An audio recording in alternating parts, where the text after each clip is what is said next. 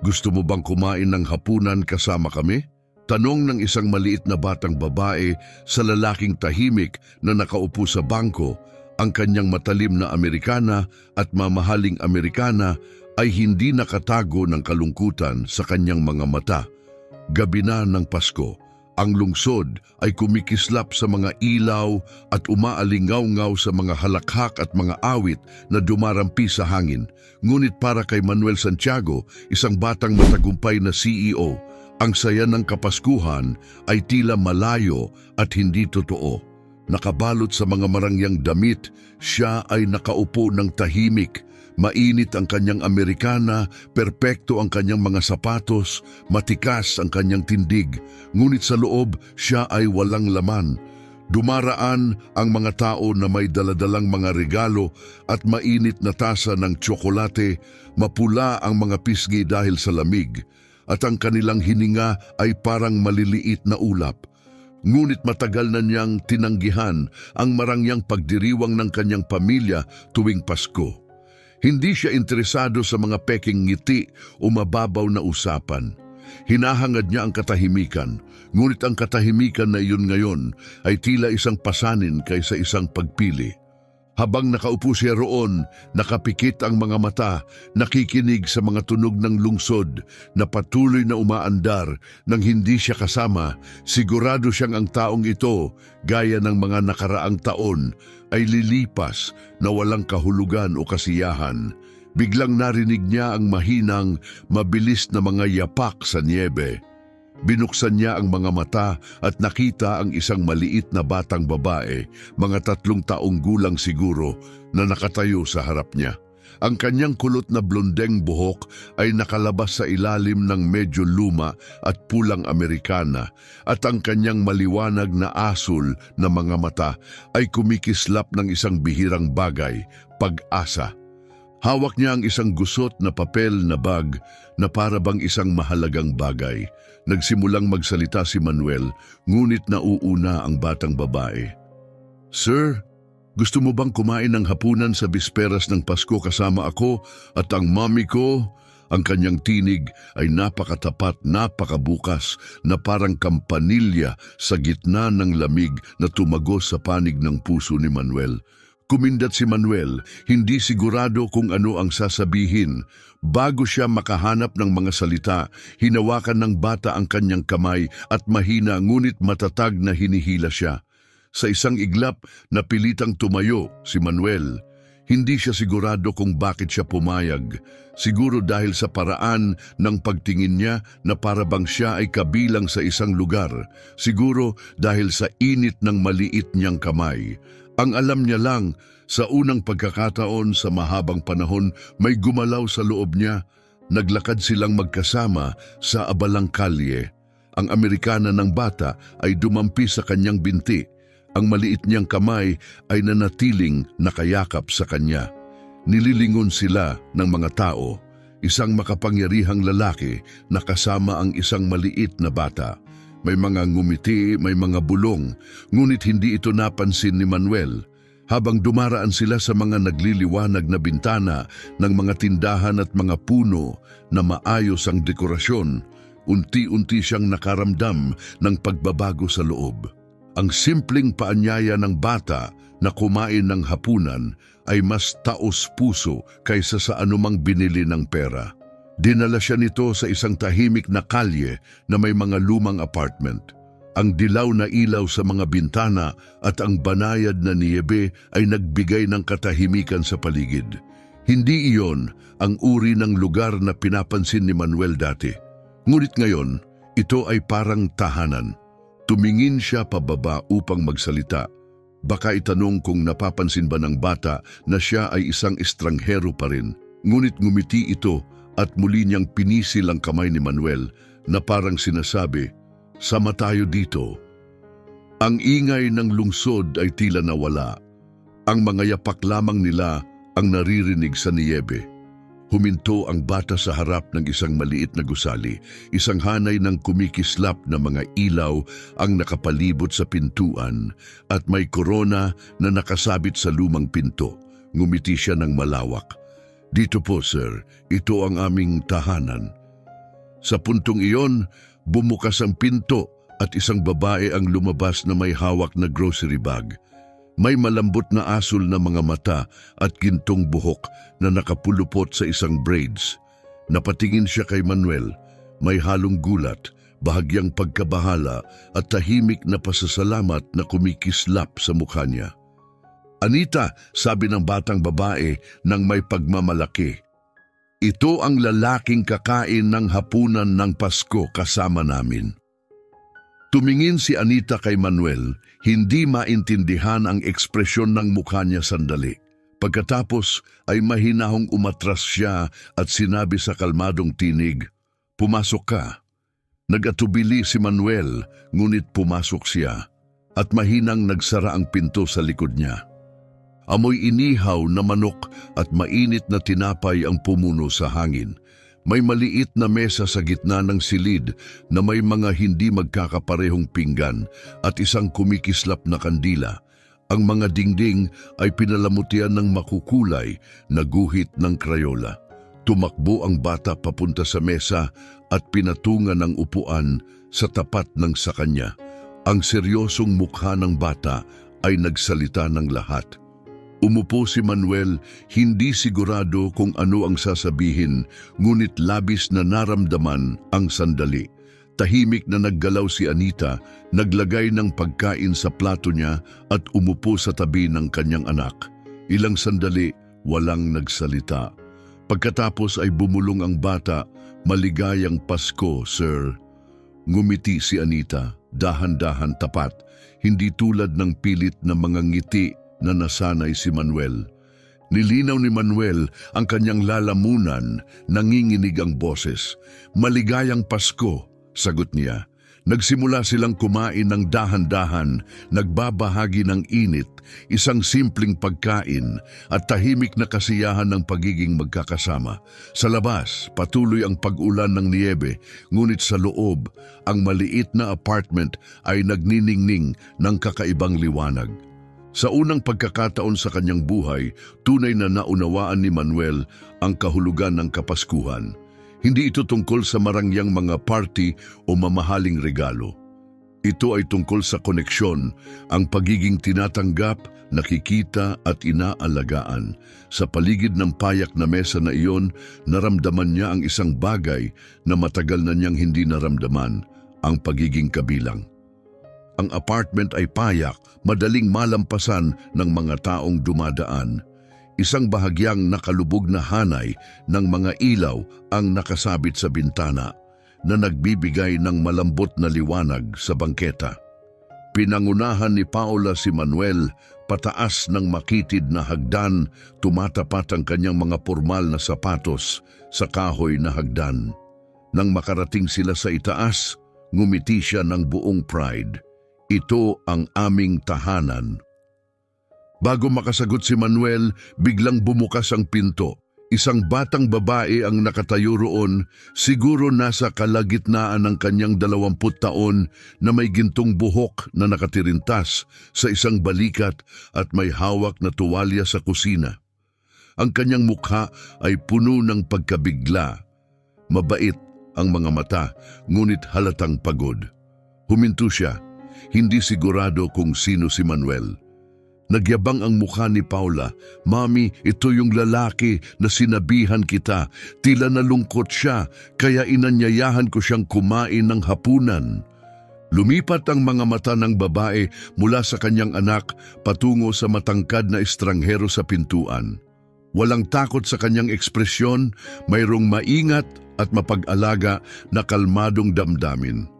Buksan ni Manuel ang bibig upang ipaliwanag, humingi ng paumanhin sa hindi inaasahang pagdating, ngunit naipit ang mga salita. "Sana hindi ako nakakahadlang." Sa wakas ay sinabi niya, mahina at nag-aalangan ang boses. Nagkaroon ng saglit na katahimikan, saka siya tumango at umatras. "Pasok ka." Agad siyang sinalubong ng amoy ng rosemary at inihaw na manok. Ang maliit na apartment ay pinaghalo ang kusina at sala sa isang maaliwalas na espasyo.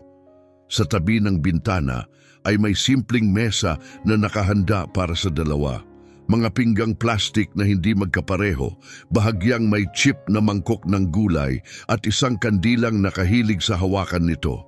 Sa sulok, may maliit na artipisyal na puno na mahina ang liwanag, na may mga dekorasyong gawa sa kamay, mga papel na snowflake, di pantay na mga bituin na kulay Crayola, maliliit na puso na nakasabit sa sinulid. Bumalik ang babae sa counter, tahimik na hiniwa ang manok ng may kasanayan. Walang mga tanong, walang pagdududa, isang pangatlong plato lang ang inilagay ng maingat. Umupo si Paula sa kanyang upuan, ang mga paa niya ay malayang nakasayaw. Si Mami ang pinakamahusay na nagluluto ng manok sa buong mundo. Tumingin ang babae pataas at ngumiti ng bahagya, taos puso, hindi pinipilit. Hindi ito marangya, pero pwedeng-pwede mong pagsaluhan. Nag-alinlangan si Manuel, hindi siya sanay na makipagsalo ng pagkain sa mga estranghero. Hindi niya tinatanggap ang kabaitan na walang kapalit, pero may kakaiba sa kanyang tinig, tapat, mainit at walang pagtatanggol. Napahina siya nito. Tumango siya at umupo. Hindi siya pinahirapan sa paghain. Simple lang ang pagkain, hindi marangya, pero mainit at totoo, at hindi lang tiyan ang napunan nito, kundi pati puso. Karamihan ay tahimik silang kumain, maliban sa masiglang kwento ni Paula, tungkol sa kanyang imahinasyong kaibigang snowman na si Sir Sprinkle, na may matitinding opinyon tungkol sa mga panghimagas. Sa ikinagulat ni Manuel, siya ay natawa. Hindi niya iniisip ang negosyo, ang imahe o mga responsibilidad. Sa unang pagkakataon, siya ay naroroon lang, nandyan. Nang mapansin ng babae na kalaunan ay nalaman niyang si Teresa ang pangalan na pinagmamasdan niya si Paula, banayad niyang sinabi, palagi niyang gusto na may kandila, kahit kami lang dalawa. Sabi niya, nagiging espesyal ang hapunan. Tumingin si Manuel sa mahinang apoy ng kandila. Inalala niya ang mga hapunan ng Pasko noong bata pa siya. Mahahabang mesa, magagarang pagkain, pilak na kubyertos. Pero malamig at tahimik, puno ng pressure at kasakdalan, ngunit walang pagmamahal. Bumalik si Teresa at tahimik na nagdagdag ng pagkain sa plato niya. Nagsimulang magprotesta si Manuel, pero umiling ito nang may ngiti sa gilid ng labi. Mukhang matagal ka nang hindi nakakain ng totoong pagkain. Hindi siya sumagot. Tama siya, pero hindi sa inaakala nito. Hindi siya gutom sa pagkain. Gutom siya sa ganito, sa koneksyon, init, mga taong nakikita siya nang walang hinihinging kapalit. Habang nakaupo siya sa payak na kusina na napapalibutan ng guhit sa Crayola at mga bituing papel, isang lalaking may lahat ng kayamanan ay nakaramdam ng kapayapaan sa loob niya.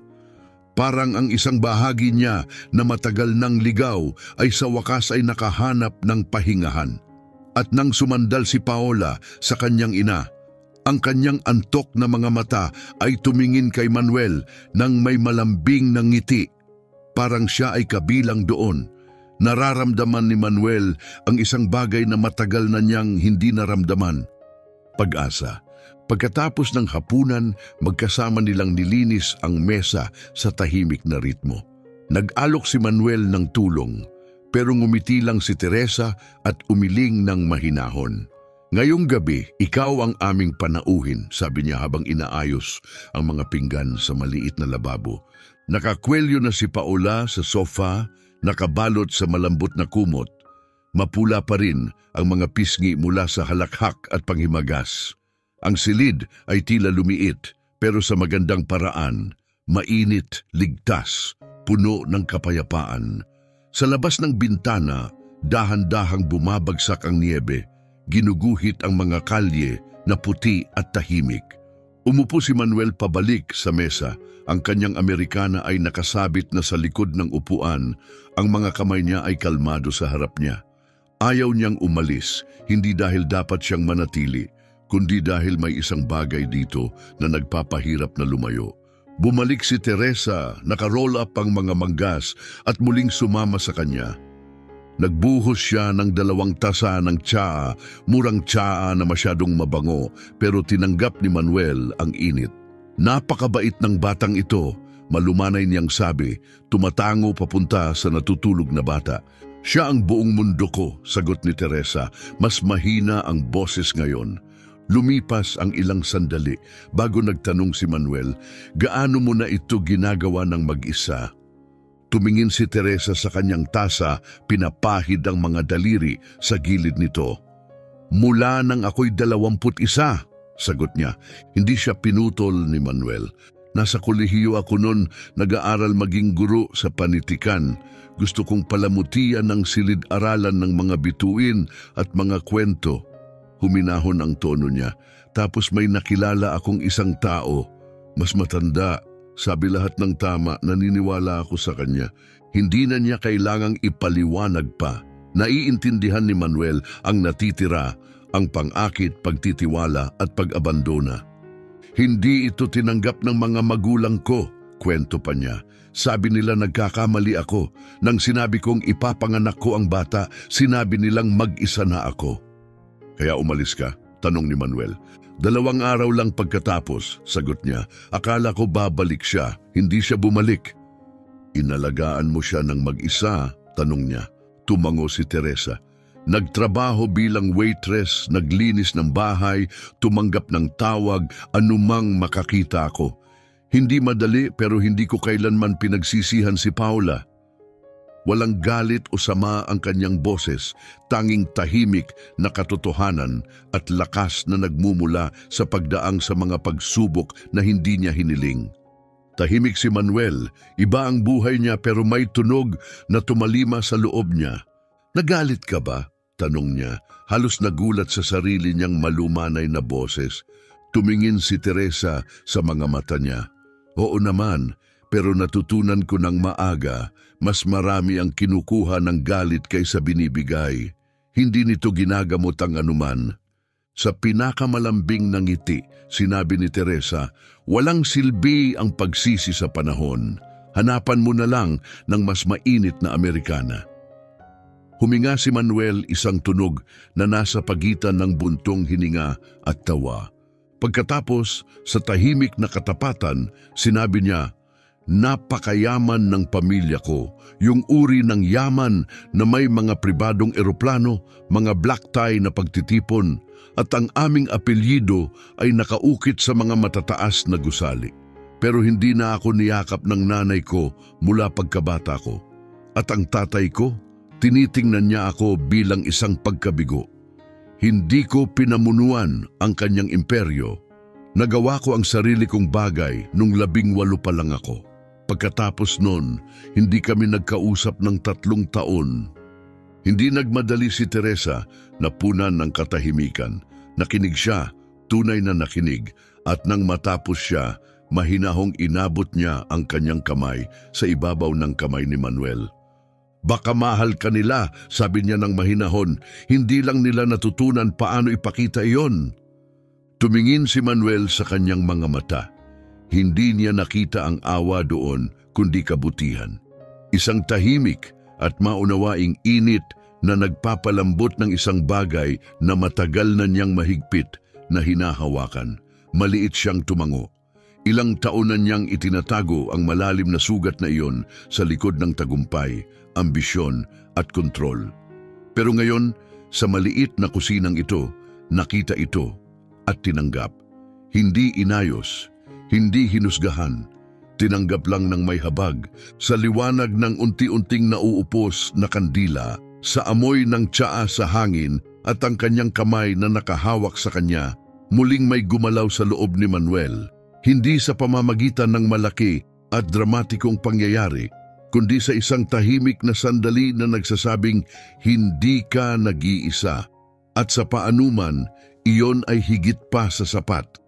Sa mga sumunod na araw, bumagal ang lahat. Nananatili ang matinding lamig ng taglamig, pero para kay Manuel may kakaibang init. Nagsimula siyang madalas bumisita sa apartment, hindi dahil nararamdaman niyang obligado at hindi lang para kumustahin. May nagbago sa loob niya noong gabing iyon at ngayon ang maliit na apartment na may mga di parehong pinggan at mga dekorasyong gawa sa kamay ay naging isang lugar sa lungsod kung saan siya tunay na makahinga. Minsan may dinadala siyang maliliit na bagay, isang kahon ng mga pastry mula sa paborito niyang tindahan o isang librong pambata para kay Paula. Isang araw, napansin niyang kumikislap ang ilaw sa kusina. Kinabukasan, bumalik siya dala ang bombilya at maliit na bangkito at iginiit niyang siya mismo ang mag-aayos. Palaging nagpapasalamat si Teresa at sa bawat pagkakataon, ipinagkakaila ni Manuel. Hindi ko ginagawa ito dahil lang sa kagandahang asal. Sabi niya minsan, matapos tulungan siyang magdala ng basket ng labada pataas ng hagdan. Ginagawa ko ito dahil gusto ko. Ngumiti si Teresa ng malumanay. Ang mga mata niya ay puno ng tahimik at tapat na damdamin. Mas naging mahaba at magaan ang kanilang mga usapan. Minsan, nag-uusap sila habang gumagawa si Paula ng mga kastilyo mula sa mga karton ng cereal o gumuguhit ng mga larawan ni Manuel gamit ang Crayola na may nakakatuwang malalaking ilong. Sa ibang pagkakataon, tinutulungan siya ni Manuel sa mga puzzle habang nagluluto si Teresa ng hapunan. Kumakain silang tatlo ng sabay at napaka-natural ng pakiramdam na parang ganito na talaga. Isang malamig na hapon, malakas ang pag-ulan ng niebe. Tumawag si Manuel para sabihin na dadalawin niya sila na may mga sorpresa para kay Paula. Dumating siya sa pintuan nila, may hawak na maliit na paper bag. Ang mga mata niya ay kumikislap ng pamilyar na sigla. Binuksan ni Teresa ang pinto, halatang nagulat. "Magkakasakit ka sa ganitong panahon," biro niya ng may halong pagsaway. "Sulit naman," sagot niya, pumasok. Hinila niya mula sa bag ang isang bagay na maingat na nakabalot sa tissue paper, saka iniabot ito sa kanya. "Ano ito?" tanong ni Teresa habang dahan-dahang binubuksan ang tela. Sa loob ay isang scarf, makapal, kulay krem, na may maselang tahi. Mainit, maganda at malinaw na pinili ng may pag-aalaga. Natungga siya. Ito ay parang... Nawala ang kanyang mga salita. Tumango si Manuel. "Nabanggit mo ito minsan," sabi niya. "Nagliligpit ka ng damit at sinabi mong nawala mo raw ang isang scarf sa subway. Sandali kang nalungkot, tapos natawa ka at sinabi mong katawa-tawa naman ang malungkot sa isang scarf." Tumingin si Teresa sa scarf, saka sa kanya, ang mga mata niya ay kumikislap. "Naalala mo pa?" Hinawakan niya ang tingin niya. "Sa totoo lang, nakakalimot ako ng karamihan sa mga sinasabi ng tao sa loob ng ilang minuto. Pero iyon, naalala ko. Ikaw ang unang tao na gusto kong tandaan." Kumindat si Teresa, ang mga kamay niya ay bahagyang humigpit sa scarf. Hindi siya nagsalita. Dahan-dahan lang siyang tumango na parang pinipigilan ng isang buong dagat ng damdamin. Hindi ito malaking talumpati ng pag-ibig. Isang lalaki lang sa pasilyo nag-aalok ng munting regalo na may kahulugan, isang scarf, isang alaala, isang tahimik na katotohanang ipinahayag ng walang salita. Pagkatapos noon, natagpuan nila ng kanilang maliit na tatlo ang kanilang ritmo. Madalas bumisita si Manuel pagkatapos ng trabaho. Minsan may dalang groceries, minsan libro lang para basahin kasama si Paula. Isang gabi, iginiit niyang siya ang magluluto ng hapunan. Hindi man kasing linamnam ng isang master chef ang sarsa ng pasta, pero pumalakpak si Paula para sa kanya na parang siya ay isang dalubhasa. Pinanood siya ni Teresa na gumagalaw sa maliit na kusina ng may aliw at may iba pang damdamin, mas mahinahon. Hindi niya sinabi na siya'y nahuhulog na sa kanya, hindi rin sinabi ni Manuel. Pero kitang-kita ito sa ibang paraan, tulad ng kung paano kumikislap ang mga mata niya tuwing may pumutok na pintuan na alam na agad kung sino iyon. Kung paano hindi na nagmamadali pang umalis ni Manuel. At kung paano tinatawag siya ni Paola na aming Manuel habang naglalaro ng mga laruan. At ang scarf na maingat na nakatiklop sa tabi ng pintuan, ay isinusuot ni Teresa tuwing aalis siya ng apartment. Ito'y naging tahimik na simbolo, palatandaan ng isang bagay na unti-unting lumalaki sa pagitan nila. Isang bagay na matatag at totoo. Hindi sila nagtatayo ng isang bagay sa pamamagitan ng malalaking kilos o malalaking pahayag. Ito ang maliliit na bagay, ang naayos na bombilya, ang scarf, ang dagdag na plato sa hapunan na marahang nagbuklod sa kanila. Doon na pagtanto ni Manuel na ang tunay na pag-ibig ay hindi kidlat kundi ugat. Isang bagay na hindi mo namamalayan na lumalaki hanggang sa nandyan na ito. Lumipas na ang 3 araw mula ng Pasko, pero hindi pa rin nawala ang pakiramdam. May mga bintana pa ring kumikislap ng mga ilaw ng Kapaskuhan. May ilang tindahan na nagtataglay pa rin ng mga dekorasyong pista, ayaw pa ring palitan ng bagong taon. At sa ika-4 na palapag na apartment, patuloy na nagniningning ang maliit na plastik na puno. Hawak ang init ng panahon ng kaunti pang sandali. Pagkatapos ng isang payapang hapunan ng gabing yon, natulog si Paola sa sopa, nakayakap sa kanyang ina, hawak ang maliit niyang mga bisig sa isang stuffed na snowman. Sa kabilang dako ng silid, nanatili si Manuel at Teresa na nakaupo sa mesa ng kusina. Isang kandila ang kumikislap sa pagitan nila na nagbubuga ng mahahabang anino sa lumang kahoy na ibabaw.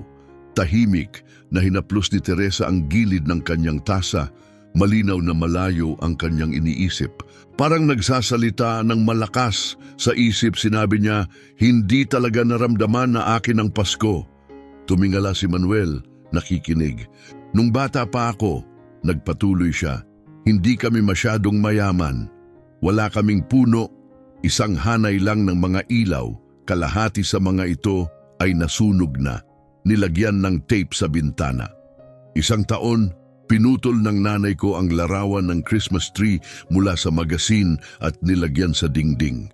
Binalutan namin ng tinsel ang walis at tinawag namin itong Christmas stick namin. Napangiti siya ng bahagya, may halong alaala, sinubukan kong paniwalaan na sapat na iyon. Lumipat ang kanyang mga mata kay Paula na tahimik na natutulog. Lalo pang humina ang tinig niya.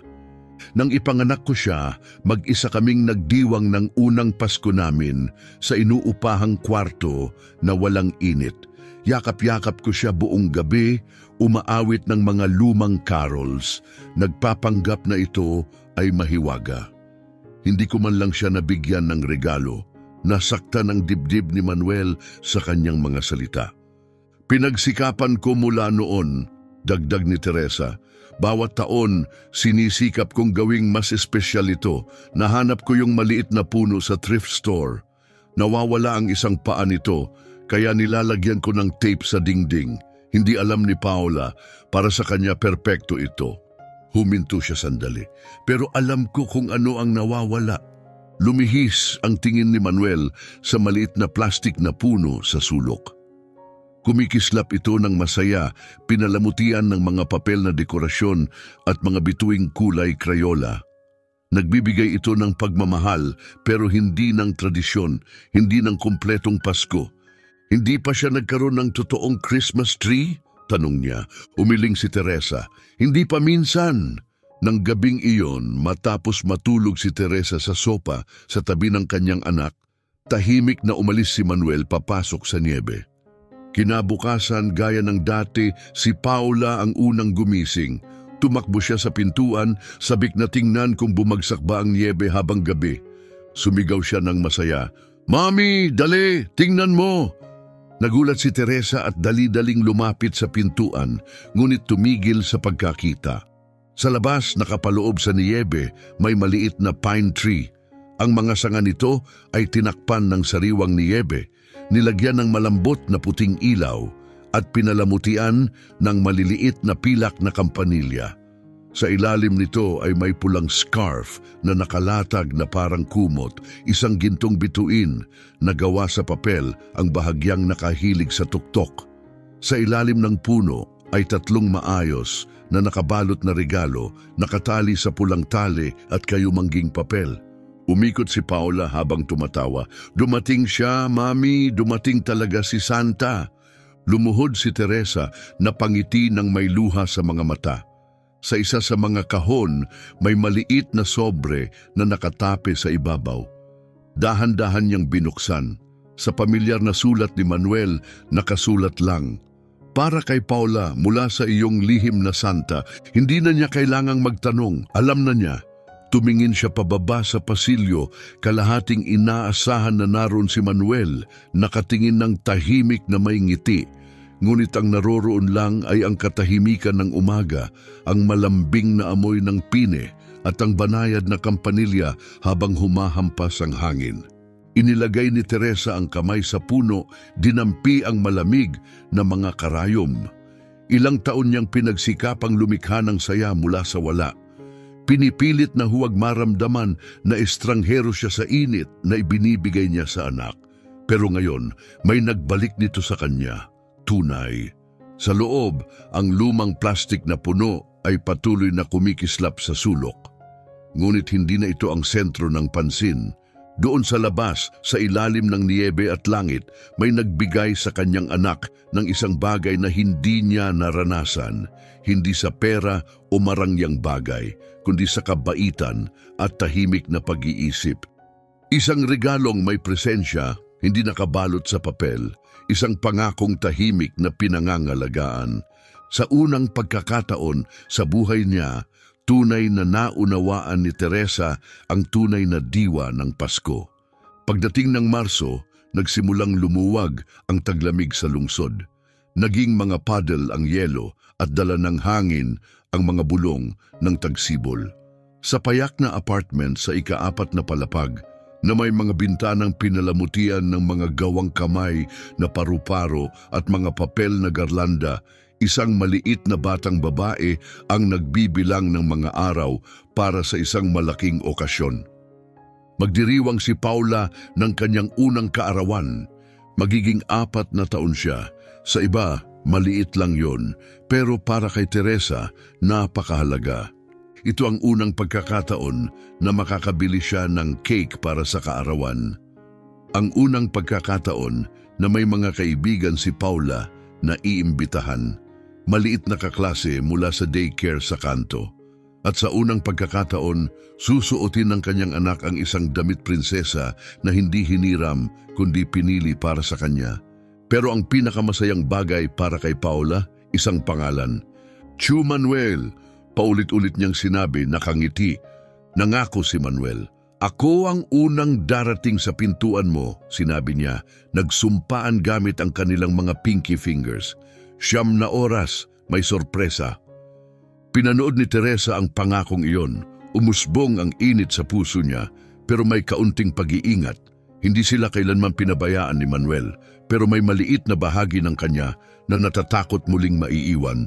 Ngunit 2 araw bago ang kaarawan ni Paula, tumunog ang telepono ni Manuel habang nasa isang mahalagang pagpupulong. Singapore, isang merger deal na ilang buwan ng pinaghahandaan.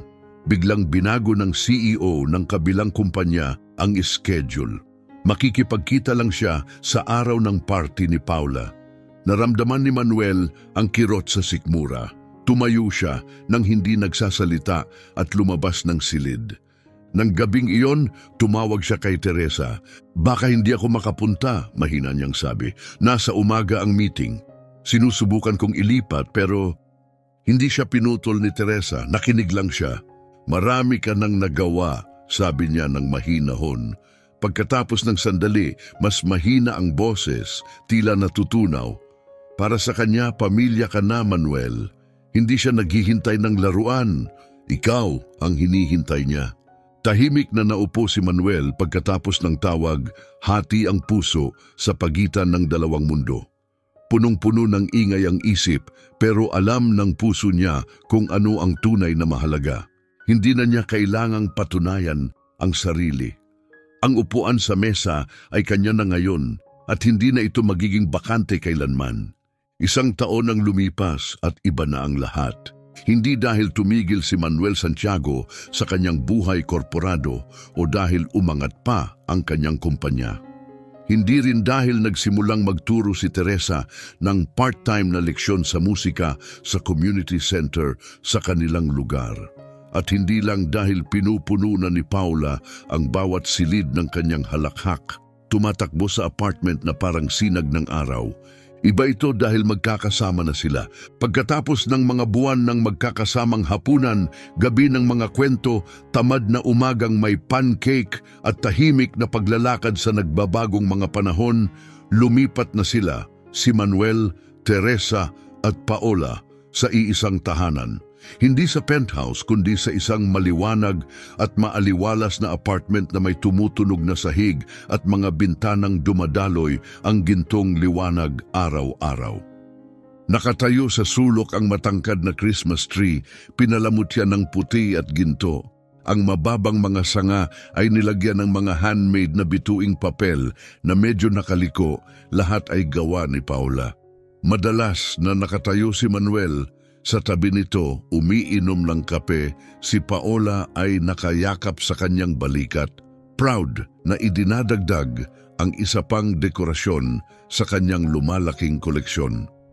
Hindi pa niya kailanman naalagaan ang isang puno ng ganito. Pagkatapos, ilang araw bago ang bisperas ng Pasko, ginawa ni Manuel ang hindi inaasahan. Inimbitahan niya si Teresa at si Paola na kumain kasama siya, kasama ang kanyang mga magulang. Ito ang unang paanyaya sa mahigit 10 taon. Nag-alinlangan si Teresa. Sigurado ka ba? Gusto kong makilala nila ang mga taong bumuo sa akin, sagot niya. Kaya pumunta sila. Hindi nagbago ang bahay ng mga Santiago. Marami pa rin itong kinang polished marble, mataas na kisame at hangin ng tahimik na pagiging sopistikado. Ngunit ngayong pagkakataon, may iba.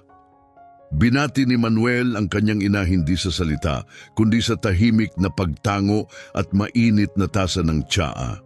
Ang kanyang ama na bihirang magpakita ng emosyon ay inilapag ang maliit na pilak na lata sa harap ni Paula. Sa loob nito ay mga malalambot na caramel candies. Kumislap ang mga mata ni Paula. Paborito ko ito. Tumingin si Manuel sa kanyang ama, nakuha ang pinakadilim ng ngiti. Hindi paghingi ng tawad, hindi pagbabago, ngunit isang maliit, tapat na pagsisikap. At iyon ay sapat na. Nang sila'y umalis, may lumambot sa loob ni Manuel, may pasaning nawala. Dumating ang bisperas ng Pasko. Nagningning ang apartment sa ilaw at amoy ng cinnamon at inihaw na gulay. Sa labas, mahinahong bumabagsak ang niebe sa mga bintana.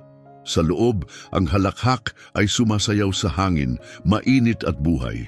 Inimbitahan nila ang mga kapitbahay, mga single mothers, mga tahimik na retirado, at ang matandang balo na nagbibigay pagkain sa mga ibon tuwing umaga. Hindi ito marangya, pero masaya.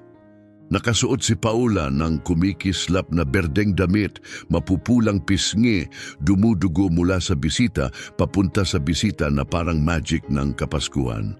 Nakatayo si Manuel sa kabilang dako ng silid, pinagmamasdan si Teresa. Ang kanyang pulang damit, ang kanyang ningning ng ngiti, ang paraan ng kanyang galaw na tila walang pagod sa kaligayahan, nakakabighani. Isinubo niya ang kamay sa bulsa, naramdaman ang maliit na kahon ng balahibo sa loob. Pagkatapos ng gabi, nang humina ang musika at tinig, hinawakan ni Manuel ang kamay ni Teresa. Pinuntahan niya ito sa gitna ng silid, sa ilalim ng kumikinang na puno. Sumunod si Paula ngunit tumigil, nalaman na kakaiba ang sandali. Paglingon ni Manuel, lumuhod siya, hindi para sa palabas, kundi para magsalita mula sa puso. Nanginig si Teresa, itinaas ang mga kamay sa bibig habang binuksan niya ang kahon. Sa loob ay isang solong diamond ring, simple, elegante. Ngunit hindi ang singsing ang nagpalambot sa kanya, ang kanyang mga salita. Naniwala ako noon na ang Pasko ay tungkol sa malalaking party, mahinang sabi niya. Pero pinalamnan mo ako, pinakain mo ako sa maliit na mesa, pinatawa mo akong muli. Kumikislap ang kanyang mga mata. Binigyan mo ako ng isang bagay na akala ko ay di ko kailanman makakamtan, ang upuan sa tabi mo. Tumingin siya kay Paula na ngayoy sabik na tumatalon. Hindi mo alam, pero sinusulat mo ang kantang matagal ng kulang sa buhay ko. Pagkatapos, tumayo siyang matangkad, hinawakan ng kamay nilang dalawa. Kasama kayo, sabi niya, natagpuan ko ang tahanan. Napasigaw si Paula. Sabi mo, Mami! Sabi mo! Napuno ng luha ang mga mata ni Teresa. Sa ngiti niya, tumango siya. Oo, bumulong. Nag-umapaw ang malumanay na palakpakan sa silid. Hinipo ni Manuel ang noo niya. Pagkatapos ay tumayo sa pagitan nila, magkahawak kamay, magkatugmang puso. Sa ilalim ng liwanag ng puno, nagtipon ang tatlo, isang maliit, di perpekto, pero perpektong pamilya. Sa labas, muling bumagsak ang niyebe. At sa loob, sa unang pagkakataon, tunay na naunawaan ni Manuel kung ano ang ibig sabihin ng pagiging kabilang. Dahil minsan, nagbabago ang lahat sa isang simpleng paanyaya. Isang maliit na kamay na iniabot o isang bakanteng upuan na inihanda. Nang gabing yun ng Pasko, naglakad si Manuel ng mag-isa, ngunit umalis siya na may dala ng higit pa sa kayamanan o kapangyarihan.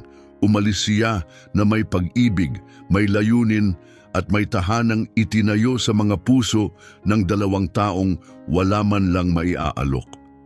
Maliban sa lahat ng tunay na mahalaga, naniniwala kami na ang pinakamalalambing na sandali ang naglalaman ng pinakamalalalim na katotohanan.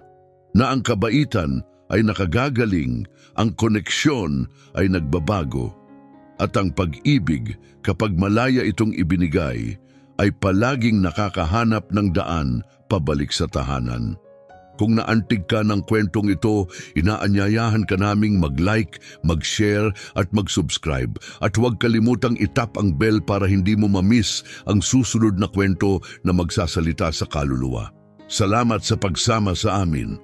At tandaan, minsan, ang pinakamagandang pamilya ay hindi nagsisimula sa dugo, kundi sa bukas na puso at isang bakanteng upuan.